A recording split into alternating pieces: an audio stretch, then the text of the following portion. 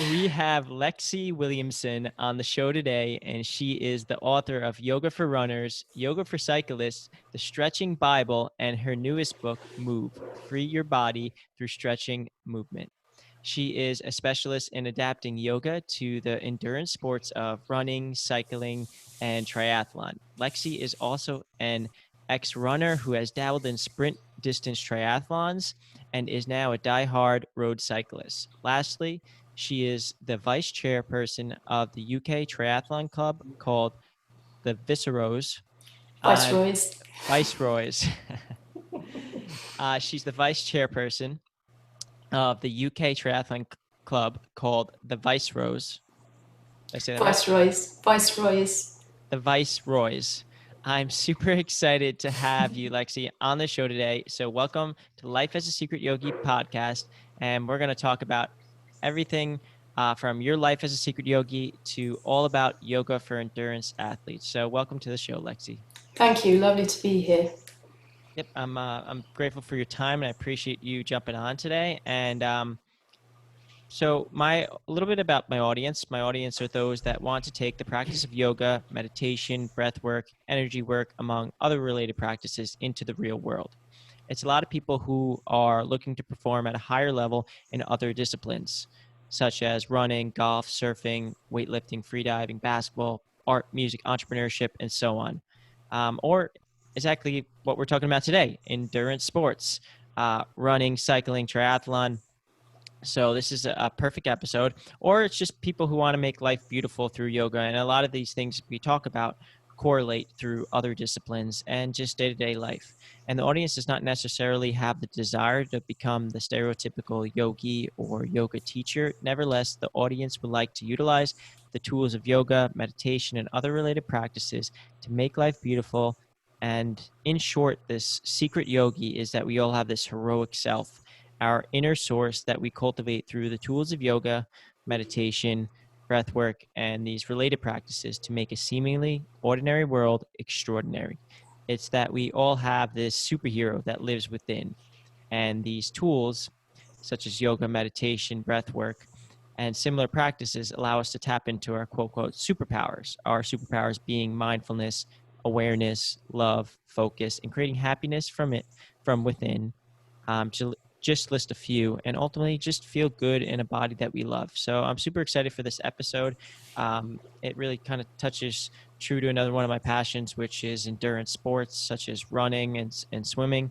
So thanks so much for hopping on today. And I'd love to start off with a little bit about your story and kind of how you got into yoga specifically for endurance sports.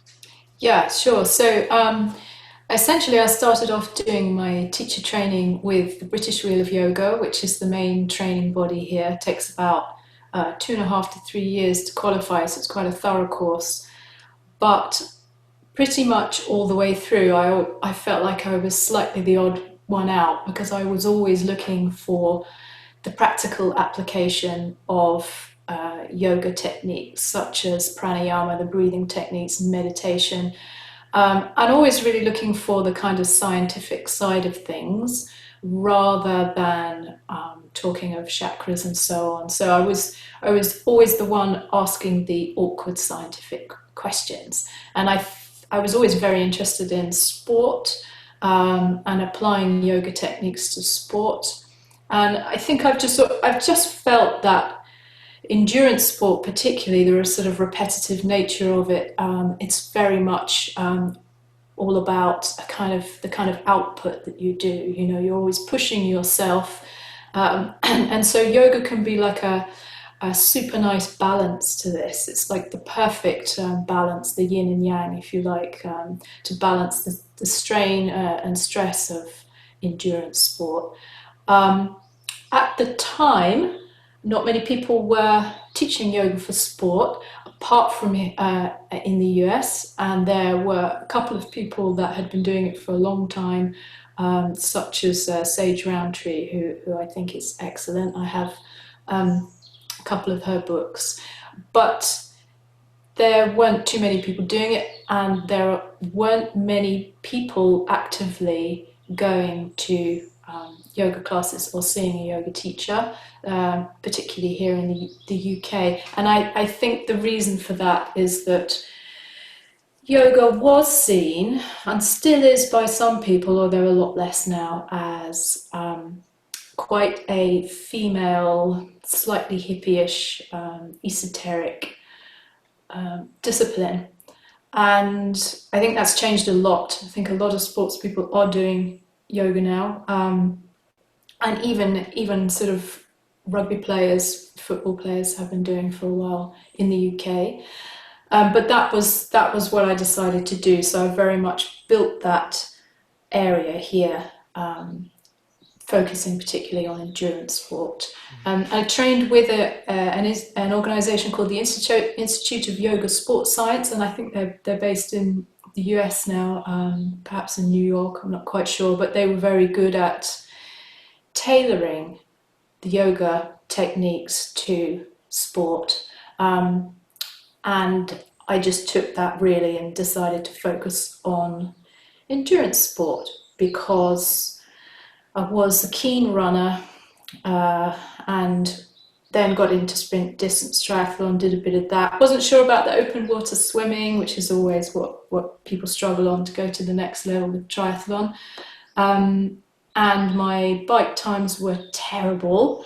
So I gave myself a year to focus on cycling purely and got very hooked on it. So now I'm, my husband would call obsessive, I would like to say keen, road cyclist. And where I live here in Surrey in the UK is where the 2012 Olympics was held for road cycling. It's very close to an area called the Surrey Hills, which is Box Hill and these places. So if I come out of my house on my bike and turn right, I can be at the top of Box Hill in about 40 minutes. And it's not the Alps, but it's the closest that we've got to something nice and leafy and hilly. So yeah, that's really where I came to. And I was working with one-to-one with individual athletes, and I just found that a lot of them, particularly men, were very responsive to a more practical style of yoga that was tailored to them and didn't necessarily do some practical way of saying, if you do these stretches, if you focus on this breathing, you can be more relaxed, you can keep going for longer, and it can balance out the strain of your endurance sport. Yeah. And then finally, I was a journalist. I was a journalist for a while, about 10 years, business journalism, and then was writing for cycling and running magazines. So it seemed natural to write a book, Yoga for Cyclists. There was nothing like that at the time, and Yoga for Runners. So yeah, that kind of brings me pretty much up to date. Yeah, no, that's awesome. And that's actually kind of how I found about your work was actually through your books, because they're so pivotal, pivot to, I can't speak this Pivotal. morning, pivotal in endurance sports. When somebody kind of searches on Google, like yoga for runners or yoga for cyclists, it's like your books that come up and they're kind of like the authority in the field. And it's awesome.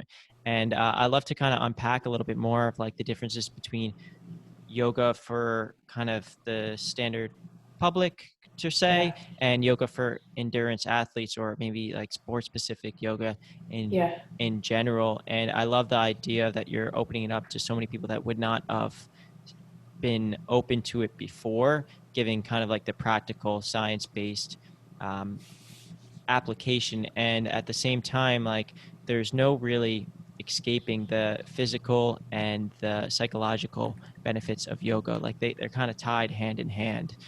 When you work on one, you work on the other. So Yes. so yeah, can we break down a little bit more the difference between kind of standard traditional yoga and Yeah, the for sports-based sure. yoga? Yeah. So actually, if you go into any yoga class anywhere in the world, you go in a studio, for example, you will find a lot of women still. It's quite female heavy. And you'll find that what they tend to do often is sit cross-legged. and even start off sitting cross-legged.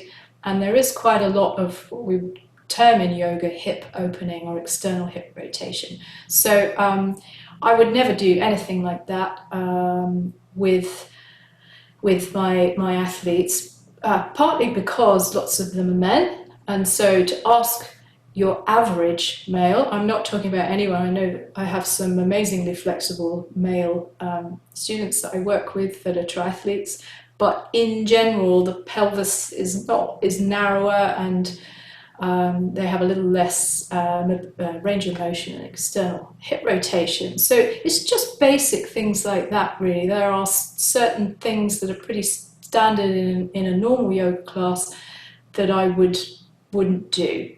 And then the next thing to say is that what I basically do is look at the sport first. So I would look at a cyclist and I would look at the posture of a cyclist. And you can see, if you look at a cyclist side on a bike, particularly if they're in quite a low time trial bike, quite an aero bike, that they're very flexed.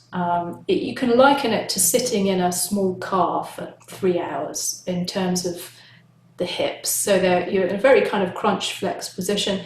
And if you work from that position and then work on extension, kind of unfolding the body and working your way through the key muscle groups that you would like to stretch and so on, then that's where I work from. So sport first. And that would be the same for runners. I would look at a runner and just see if I can make them a little bit more upright, see what muscles are being taxed, which could be stretched more. Try and balance out the body, maybe work on the core too. And then the other sides of yoga for the sport, take pranayama. Yoga has an amazing array of pranayama or breathing exercises that are absolutely superb for applying to endurance sport.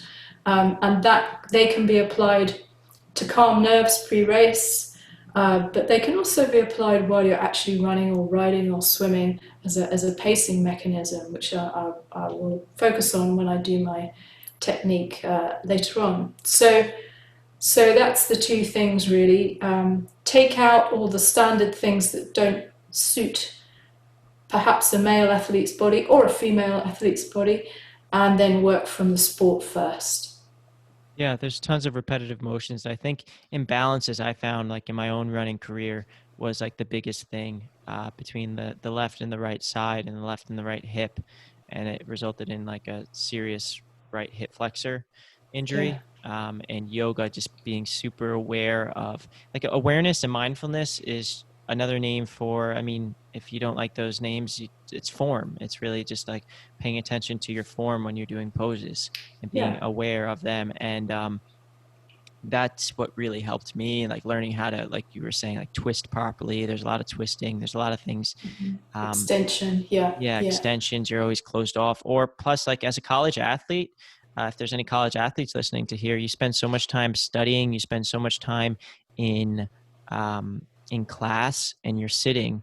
I mean, even if you're not a college athlete, I mean, a lot of people work desk jobs. A lot of people sit in the car for a long time. So it's super important. And I'm glad how you kind of demystified it, that like yoga is there's a yoga for everybody. It's just, you got to find like the right style, and how you teach it. It really kind of opens up the door to yoga for athletes, yoga for men, yoga for female athletes too. Like there's, and it makes it more accessible, so they could experience benefits. I mean, the cross-legged position is absolutely perfect for meditation, and there's a reason why, you know, we often return to it in an ordinary yoga class. But we have to be realistic that people living now and working as we do, spending a lot of time at the desk, it might take somebody years to be able to sit like that. And most of us haven't sat like that since we were at, you know, little school, sitting on the floor. So I think we have to be realistic, and also not make people feel that they've failed before they've even started, just because downward dog feels like a plank, which is because their hamstrings are tight, or they can't sit cross-legged. Yeah, definitely. I think for everyone listening out here, no, you're still a good person if you can't sit cross-legged. Yeah, I mean, it's taken like I have to warm up a lot. Like as a kid, it was so easy, but through many, many years of running so many miles a week that it still takes me a long time to be able to sit cross-legged. I have to be warmed up to do it. yeah, So it doesn't come naturally, and it's okay. Still a good person. yeah. So what are the specific benefits of and why is yoga perfect for endurance athlete? Can you talk a little bit more about that? Yeah, let's break that down. So I think if we just look at the physical side first, we talked about the repetitive nature of running and cycling and swimming. It is very easy to overtax those muscles, and they tend to be the same muscles. So you mentioned your hip flexors, so that's a big issue. Tight hip flexors with runners and cyclists, but also the quads and the hamstrings, maybe the glutes, the side of the hips, so that whole area. Um, it's good to see if you can just rebalance them. And what I mean by that, I don't mean turning someone into a super flexible yogi, but just bringing them back to zero, really. So if you do a hard training session or a hard race and you do the right stretches for a certain period of time, it's going to bring you back to a place where you're ready to start again. So, I would never say train less or race less. I would just say, see if you can just bring yourself back to a starting point where you can make those muscles, just ease out tension and tightness in those muscles so you're ready to go again. And also, you mentioned favoring one side. It's super easy to do that. And also, you mentioned this idea of bringing ourselves back to our bodies. I think often when we're doing sport, we only notice our body if it's letting us down. So, if we don't feel like we're performing, or we've got a niggle, or we've got a pain, is that Achilles going to go again? Is my hamstring? What's happening with my hamstring? So you're really only noticing your body when it's not performing as you want it to, whereas yoga is very good at bringing you back into your body while you're doing the poses and just noticing. How does that side feel? I've got symmetry in the body. So in that sense, it's a very good form of prehabilitation rather than rehabilitation. It lets you Oh, you just broke up a little bit right there. pretty much. Oh, sorry. Just for a Do second. you want me just to run through? Yeah. Yeah, you just said Lets, prehab. yeah, it's a very good source of prehab, and lets you know very early on if you have a tighter side. And I think almost everybody that I've worked with has a tighter side that they just need to keep a little eye on. Maybe stretch that side a little longer than they do the other one. So just keeping that repetitive nature in check, and then mentally, I mentioned it earlier on, but I think steadying nerves is a big one. So I think anyone that has ever entered a race or sportif or of any kind has trouble sleeping the night before. I'm sure that's not just me. It's that idea when you look at the clock and you can see the hours ticking away and you're trying to calculate how much sleep you have left. Yeah. You go to sleep now. So yoga, breathing, meditation techniques, that kind of thing is very good for calming the nervous system, because essentially sport, when you push hard, mimics the kind of fight or flight stress response, the nervous system. You're kind of mimicking, you've got the same kind of chemicals in the body, you've got the same adrenaline and cortisol in the body you would have if you were in a stressful situation. So what yoga does is it can kind of provide a balance to that and calm the nervous system down to that kind of rest and restore, which is good for getting to sleep and just calming nerves. And then another side, how yoga can be applied in a mental sense to endurance sport, is as a pacing mechanism, and that's what I'm going to focus on when I do my technique later on. And that is really through timing breathing with footfall, pedal stroke, or swim stroke, in order to provide that nice rhythm that we're looking for when we do something longer distance. It might not work quite so well in a short distance when you're all out, but something that's a little longer, it can work really well. Yoga techniques, pranayama and breathing are really all about keeping the mind focused. And I think that brings me to my third benefit of the mental benefits of yoga for endurance sport, and that is, how do you keep your mind focused? Often when we start a race or even training or even like a club run or ride, we start to think, am I ready? Have I trained enough? Will I be able to keep up? Am I going to get dropped? Is my pacing right? And yoga really is excellent for keeping you in the moment. So if you're able to focus on what's happening now, listening for the sound of the footfall in running or something like that, then it's going to stop those gremlins creeping in. Those gremlins will feed those little negative thoughts in and tell you haven't trained enough or something's not right. We don't need that. So it's really those three areas mentally of steadying pre-race nerves, providing a pacing mechanism, and keeping the mind focused and motivated. So you can really use some cool mantras to keep yourself focused Yeah. in the moment. Yeah, Yeah.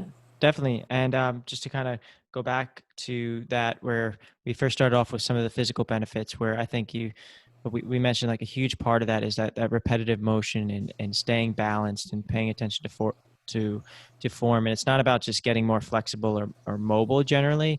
It's about kind of bringing yourself back to, like, I think as you called it, like to ground zero, like zero, like as in like this place of balance, and then working from here. Like sometimes the healthiest athletes are not always the most flexible or mobile athletes.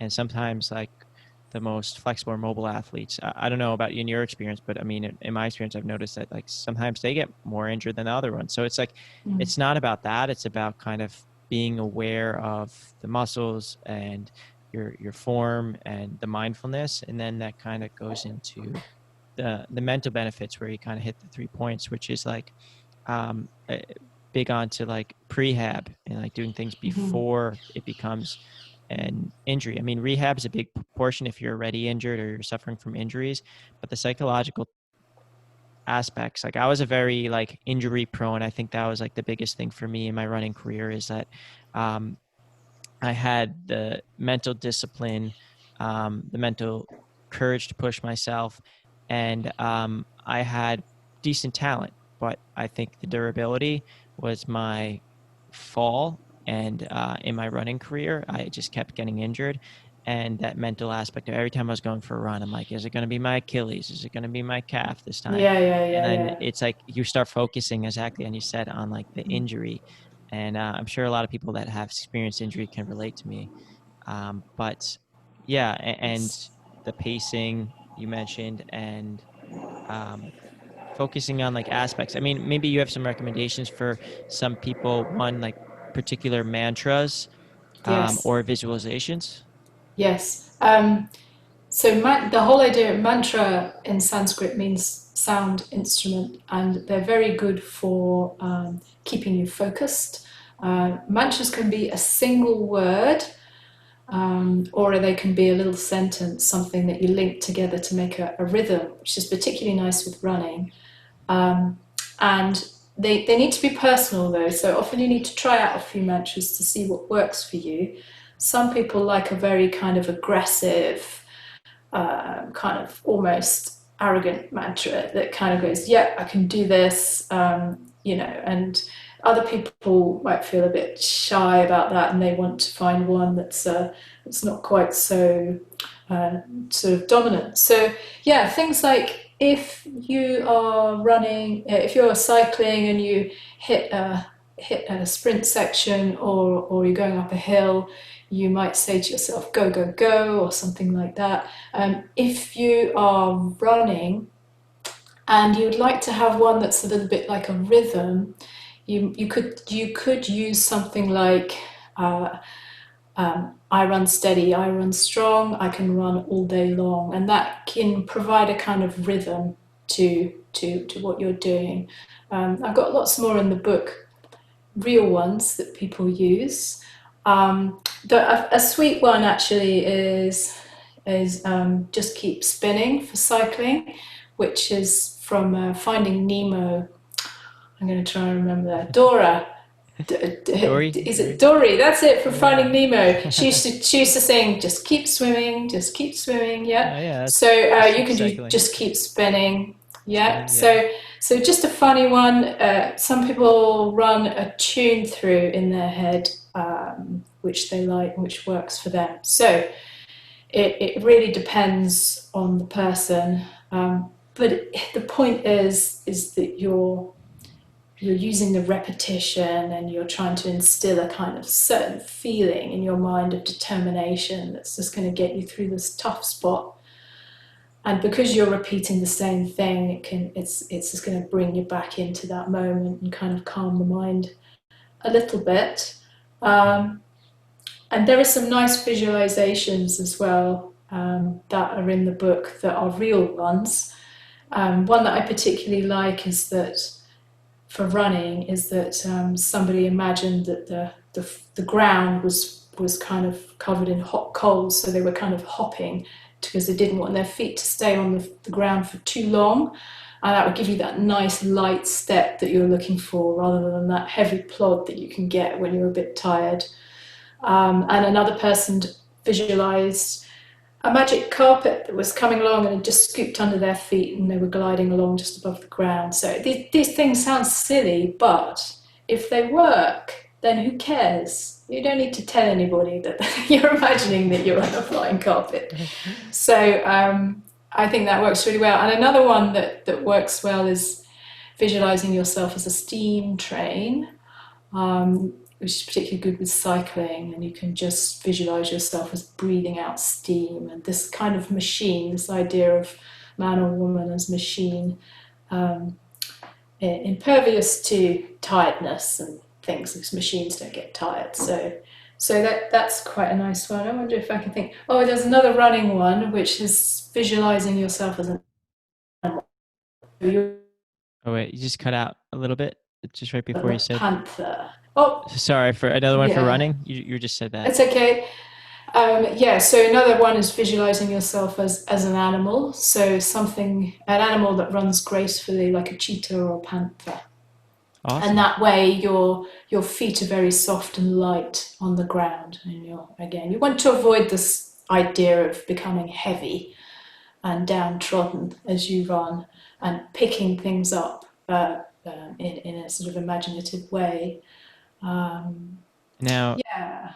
is Mhm. there, I love to ask you, like personally in my running career, a couple that I used, I don't remember particular mantras that I was using at the time. I think it was very particular, like it changed a lot.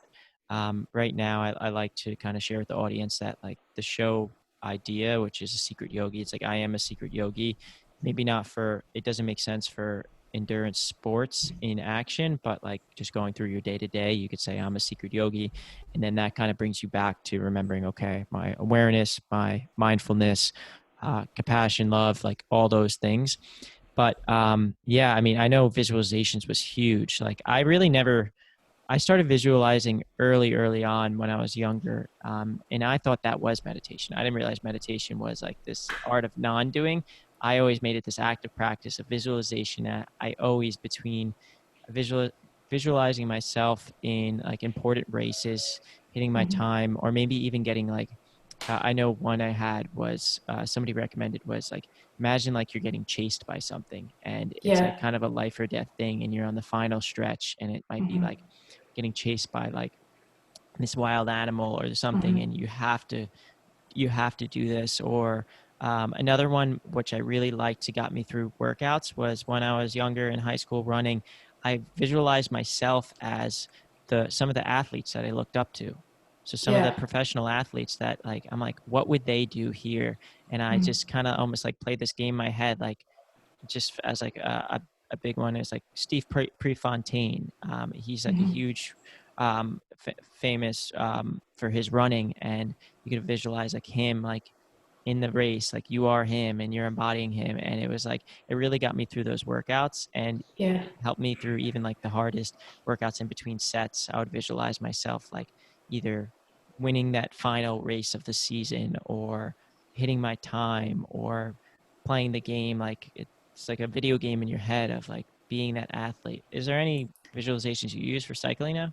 Yeah, there is actually, and there's one that's quite similar to that, which is that you visualize yourself as being like a professional cyclist, and you're part of the peloton, and there's a helicopter above you, and that helicopter's looking down and giving a continuous commentary on how you're doing. So you're running this commentary about yourself through your head. Okay, now he's approaching this, or she's approaching this. Now she's approaching the hill. She's going to do this, and you could do the same with the runner. You could visualize yourself at a marathon, and the commentators are talking about what you're doing, and that's nice because makes you feel important and gives you that boost as just as you are visualizing yourself as a famous runner, but also keeps you in the moment because the commentary has to change all the time to match what you're doing. It